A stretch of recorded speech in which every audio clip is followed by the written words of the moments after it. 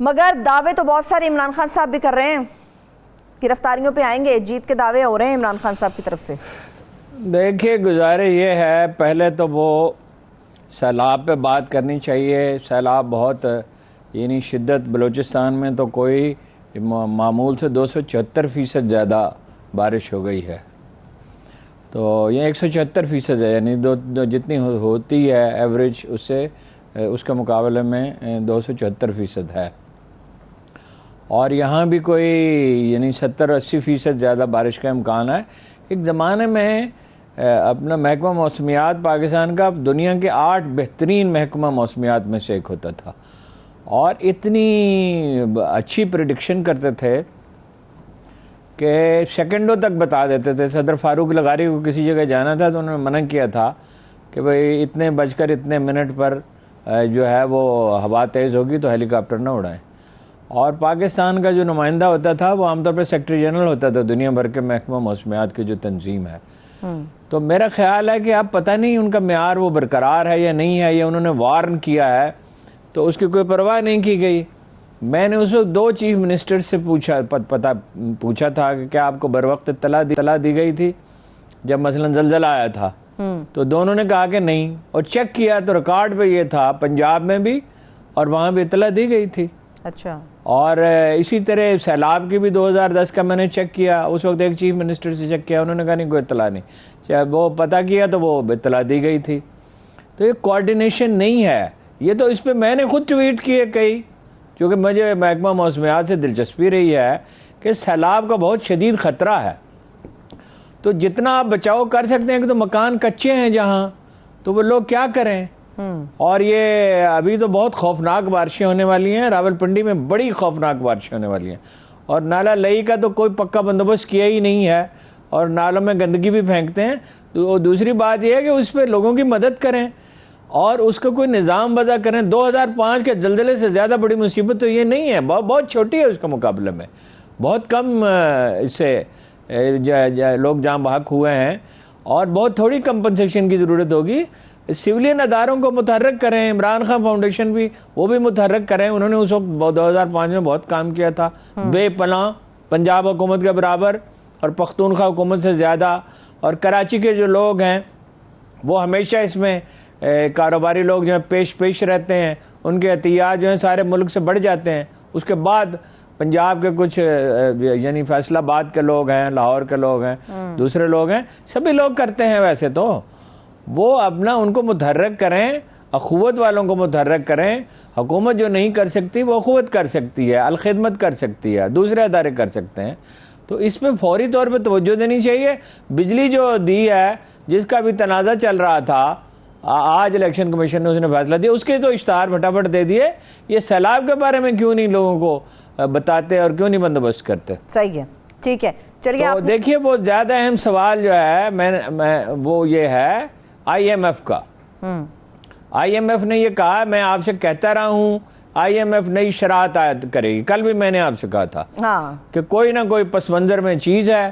انہوں نے یہ کہا ہے کہ 72 ارب روپے پاکستان آرمی کے بجٹ میں سے کم کیے جائیں۔ یہ بالکل واضح ہے کہ آئی ایم ایف پورا کنٹرول چاہتی ہے پاکستان کے مالی معاملات پہ، اور وہ ظاہر ہے اس میں ہماری غلطیوں کا بھی بڑا دخل ہے۔ ہم نے اپنے آپ کو ان پہ منحصر کر لیا۔ جب آپ ڈیپینڈنٹ ہو جاتے ہیں تو پھر آپ کے ساتھ یہی سلوک ہوتا ہے، اور بھی مطالبے وہ کر سکتے ہیں۔ اب تو انہوں نے کہا ہے نا کہ اس کے بعد ہم پیسے جاری کر دیں گے، ممکن ہے جاری کر دیں، ممکن ہے اور بھی شرائط عائد کریں۔ اور مفتاح صاحب بیچارے اس قابل نہیں ہیں، اور ویسے اسحاق ڈار بھی اس قابل نہیں ہے، کسی اور آدمی کا انتخاب کرنا چاہیے۔ دنیا پاکستان اتنا کمزور ملک نہیں ہے، اور اتنی شرطیں ماننے کی ضرورت نہیں ہے۔ اگر آپ اس طرح مانتے چلے جائیں گے تو یہ بلیک میل ہونے والی کیفیت ہو جائے گی، اور بلیک میل کرنے والے کی ایک بات آپ مان لیں تو پھر آپ کو مانتے چلے جانا ہوتا ہے۔ اب بتائیے اور کوئی سوال ہے؟ ٹھیک ہے، چلیے اسی سے متعلق ایک سوال میں پوچھنا چاہوں گی ہارون صاحب۔ یہ بھی کہا جا رہا ہے کہ آئی ایم ایف یا دیگر اداروں کی طرف سے اتنی بڑی رقم تو نہیں آئے گی جتنی بڑی تعداد میں سبسڈی کی رقم سامنے آ رہی ہے، اربوں کی سبسڈی ہے، مگر قسطیں اتنی زیادہ نہیں آئیں گی، تو یہ سسٹم کیسے چلے گا پھر؟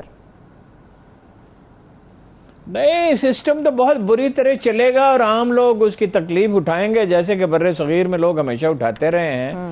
ابھی انڈیا کا ذکر ہوگا جو ٹویٹر والا مقدمہ ہے تو اس میں عرض کروں گا کہ کتنا عذاب بھارت کے لوگوں نے جھیلا ہے کرونا کے دنوں میں، اور خدا کا شکر ہے کہ ہم بچ گئے، ہم اس شدید عذاب سے اور اس اذیت سے دوچار نہیں ہوئے۔ یہاں بھی نقصان تو ہوا مگر اس کو میکسیمم کنٹرول کر لیا گیا۔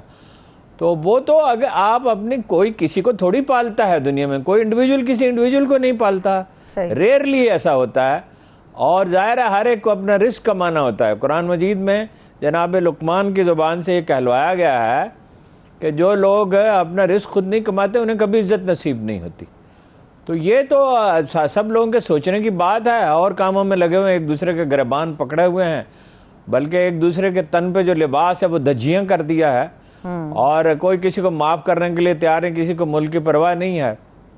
قیمت تو اس کی بہت ہوگی۔ دیکھیے ابھی محترمہ اور مریم اورنگزیب نے بڑے جلال کے ساتھ پریس کانفرنس کی اور کہا کہ عمران خان صاحب بتائیے جو بتانا ہے آپ نے اسٹیبلشمنٹ کے بارے میں، جو کہنا چاہتے ہیں آپ کو، یعنی اشارہ کیا اسٹیبلشمنٹ کی طرف، اور یہ فرح گوگی کے ساتھ مل کے آپ ڈاکے مارتے رہے۔ اور پوری کوشش ہے کہ عمران خان صاحب پرووک ہو جائیں اور اسٹیبلشمنٹ کی اہم شخصیات کے بارے میں گفتگو کریں، اور اس کے نتیجے میں وہ زیر عتاب آئیں تاکہ ان کا اقتدار مستحکم ہو۔ جب نوبت یہاں تک آ پہنچتی ہے تو پھر ظاہر ہے ایک مصیبت کے بعد دوسری مصیبت آتی ہے، پھر آفات سماوی ہیں، یہ زلزلے ہیں، بجلیاں ہیں، قحط ہیں، آلام ہیں، کیسی کیسی دختران مادر ایام ہیں۔ تو ایک ہوش مند قوم اس سے نمٹ سکتی ہے، اور ادارے بھی ہمارے موجود ہیں، لیکن خدا جانے کہاں سوئے پڑے ہیں وہ۔ ایک زمانے میں زلزلے کے بعد جو ادارہ بنا تھا وہ بڑا متحرک تھا، اور فوج نے اس کی بڑی مدد کی تھی، فوج کے ہی لوگ تھے زیادہ تر اس میں۔ تو اب خدا جانے کیا صورت ہے۔ ٹھیک ہے، سیاست پہ آتی ہوں ہارون صاحب، اگر آئی ایم ایف کا معاملہ تھوڑا سا سمیٹ لیتے ہیں، آپ کو لگتا ہے حکومتی لوگ کہتے ہیں کہ جی پیٹرول کا جو معاملہ ہے اس کا آئی ایم ایف کے ایگریمنٹ کے ساتھ کوئی تعلق نہیں، کیا واقعی ایسا ہے پیٹرول کی جو قیمت اوپر جا رہی ہے وہ آئی ایم ایف کی ڈیمانڈز کی وجہ سے نہیں ہے، کسی اور وجہ سے ہے؟ نہیں دیکھیے نا، وہ تو ملک کی معاشی حالت ہی ٹھیک نہیں ہے۔ جب آپ دریوزہ گر ہیں، کشکول کبھی نہ ٹوٹنے والا کشکول اٹھائے کھڑے ہیں، اور آپ کے وزیر اعظم صاحب بھی یہ کہتے ہیں اور وزیر دفاع صاحب بھی یہ کہتے ہیں کہ ہم تو حالات کے رحم و کرم پہ ہیں۔ فرض کیجئے کبھی حالات اتنے خراب بھی ہو جائیں، بہت خراب بھی ہو جائیں، تو یہ کبھی نہیں کہا جاتا کہ ہم حالات کے رحم و کرم پہ ہیں، ہمیشہ راستے ہوتے ہیں۔ یہ پیٹرول پہ جب بات آئے گی تفصیل سے تو میں کروں گا، تو پھر آپ سے عرض کروں گا کہ اسی میں سے بھی ایک راستہ نکل سکتا ہے۔ ہمیشہ دیکھیے، ہم دیکھتے ہیں بنیادی اصول کیا ہے۔ بنیادی اصول یہ ہے کہ اللہ تعالیٰ کی صفت رحم اس کی صفت عدل پہ غالب ہے تو وہ عادل، اس میں تو کوئی شبہ نہیں ہے۔ یہ تو نہیں ہے کہ انسان جو ہے وہ اس کا عمل جو ہے خراب ہو، برا ہو، ناقص ہو، اور لاپرواہی کا وہ مظاہرہ کرے اور اپنی ذمہ داریاں ادا نہ کرے، اور اس کے باوجود وہ کمفرٹیبل رہے، یہ تو نہیں ہو سکتا۔ لیکن اس کی صفت رحم غالب ہے۔ اگر آپ چاہیں اور اللہ سے دعا کریں، صرف دعا سے تو تقدیر نہیں بدلتی ہے، قرآن مجید سے یہ معلوم ہوتا ہے کہ عمل سے بدلتی ہے، دعا سے بھی بدلتی ہے۔ دعا سے وہ ذہنی کیفیت پیدا ہوتی ہے جس میں عمل کے لیے آدمی بروکار آتا ہے اگر وہ مخلص ہو۔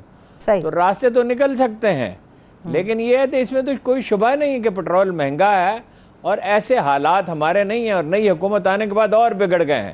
عمران خان کے زمانے میں ایک جمی جمائی حکومت تھی، آخر کار جم گئی تھی، باوجود اس کے کہ بڑی کشیدگی تھی جو نہیں ہونی چاہیے تھی۔ یہ تو چیزوں کو قدرے سنبھال لیا گیا تھا، اور شرح ترقی 5.97% تک پہنچ گئی تھی۔ تو شہباز شریف صاحب نے تو ثابت کیا کہ وہ وزیر اعلیٰ کا کردار تو ادا کر سکتے ہیں، وزیر اعظم کا نہیں کر سکتے۔